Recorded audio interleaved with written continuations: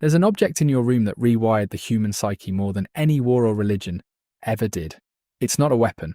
It's not a book. It weighs almost nothing, costs a few euros, and you look into it every single morning without thinking twice.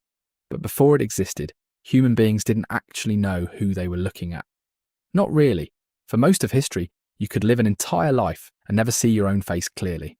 Not once. Think about that for a second. You know your mother's face, your best friend's face, the face of a stranger on the street. But for thousands of years, the one face nobody could reliably describe was their own.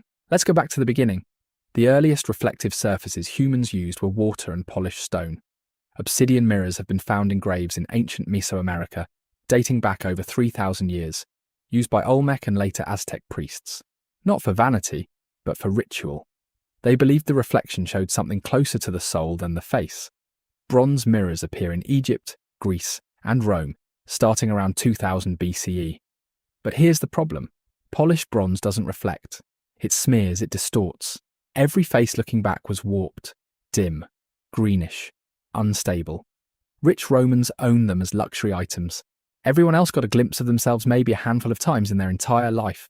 In a puddle, a dark window, a still pond on a windless day. For 99% of human history, your face was something other people knew better than you did.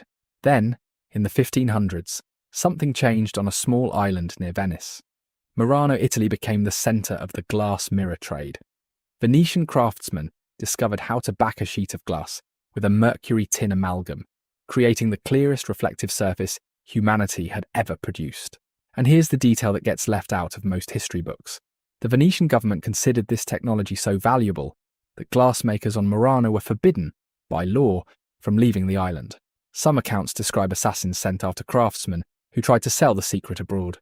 A mirror was worth killing over, but even then mirrors were rare, fragile, expensive, a luxury item for royalty and the extremely wealthy.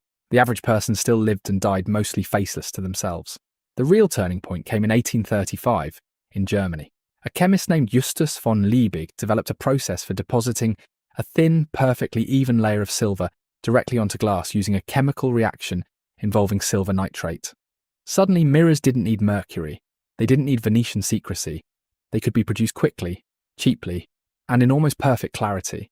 Within a few decades, the mirror went from aristocratic rarity to ordinary household object.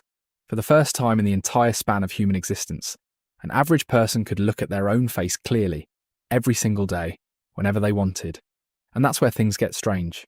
In 1936, a French psychoanalyst named Jacques Lacan proposed something he called the mirror stage.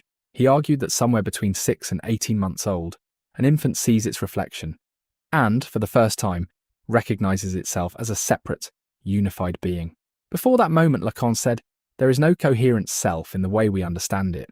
The mirror doesn't just show you your face. Lacan believed it's the moment your sense of I is born.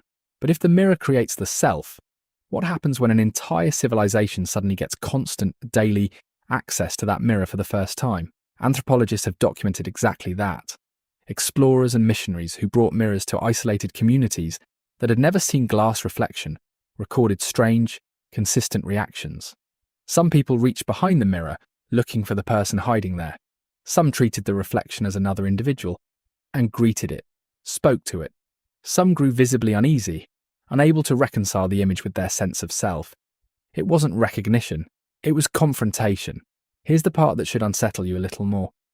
The word narcissism comes from a Greek myth about a young man named Narcissus who saw his own reflection in a still pool of water and became so consumed by it that he could not look away. He wasted away staring at himself and died there at the water's edge. Ancient Greek culture didn't tell that story as a warning about vanity. They told it as a warning about mirrors themselves. Many ancient cultures, from Greece to parts of Africa to indigenous America, shared a belief that reflections could trap or steal a piece of your soul. Covering mirrors after a death in the house is a tradition that survives in some cultures to this day. They weren't being superstitious for no reason. They understood something we've mostly forgotten. Before the mirror, your identity wasn't built from an image. It was built from action. You were known as the fastest runner, the best hunter, the one who told the truth, the one who kept promises. What you looked like barely entered the equation because almost nobody, including you, could actually see it clearly. The mirror changed the equation entirely. And once photography arrived in the 1800s, followed by film, television, and eventually a camera in every pocket, the shift accelerated into something no human society before 1835 could have prepared for. Researchers today study something called self-objectification, the tendency to view your own body as an object to be observed and evaluated, rather than simply lived in. Psychologist Barbara Fredrickson and Tommy Ann Roberts, in a widely cited 1997 paper, argued that constant exposure to your own image trains the brain to monitor appearance almost continuously, even when no one else is watching. In 2018, plastic surgeons began reporting a rise in patients requesting procedures to match filtered, edited versions of their own selfies, a phenomenon some clinicians now call Snapchat dysphoria. People weren't bringing in photos of celebrities anymore. They were bringing in photos of an artificial version of themselves. Think about what that actually means. We've reached a point where a person's psychological reference image isn't even their real reflection anymore. It's an edited, filtered improvement on a mirror that was already, historically speaking, a very recent invention to begin with. You probably checked your reflection multiple times today already, in a phone screen, a window, a bathroom mirror, without registering it as anything unusual. The average person today checks their reflection, or a photo of themselves, more times before breakfast than most humans, across the entire span of history, did in an average year. We didn't just invent an object in 1835, we invented a new relationship between a person and their own identity, one built on constant visual self-monitoring, instead of on action, reputation, and how others actually experienced you. And maybe that's the real question worth sitting with. If you'd never seen your own face, not once, would you still know who you are? Or is the person you think you are right now partly just a reflection staring back, telling you who to be?